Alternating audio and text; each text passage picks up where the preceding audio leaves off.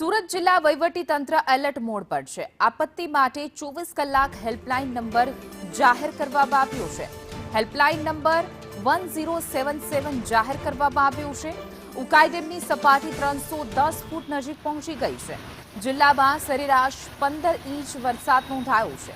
તમામ તાલુકાઓમાં control room 24 કલાક કાર્યરત છે।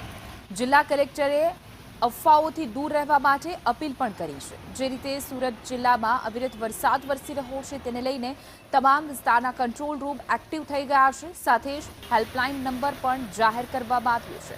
સુરત જિલ્લામાં 15 ઇંચ જેટલો વરસાદ ખાબકી ચૂક્યો છે। નમસ્કાર, હું છું તેજસ પરમાર, કલેક્ટર સુરત। સુરતમાં છેલ્લા 6-7 દિવસથી વરસાદની સ્થિતિ સારી છે।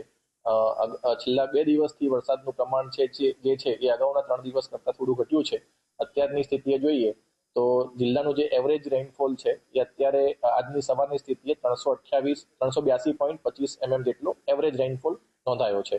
છેલ્લા 2 દિવસથી મેં જેમ કીધું એમ વરસાદની ગતિ થોડીક ધીમી પડી છે, પરંતુ હજુ પણ અમારું જે તંત્ર છે એ રેડ એલર્ટ ઉપર છે અને દર 3-3 કલાકે અમને ઇન્ડિયન મેટ્રોલોજી ડિપાર્ટમેન્ટ એટલે આઈએમડી તરફથી જે પણ ઇન્ફોર્મેશન આવે છે એના આધારે એની તૈયારી અમારી ચાલતી હોય છે। સમગ્ર જિલ્લામાં તમામ મામલતદારનું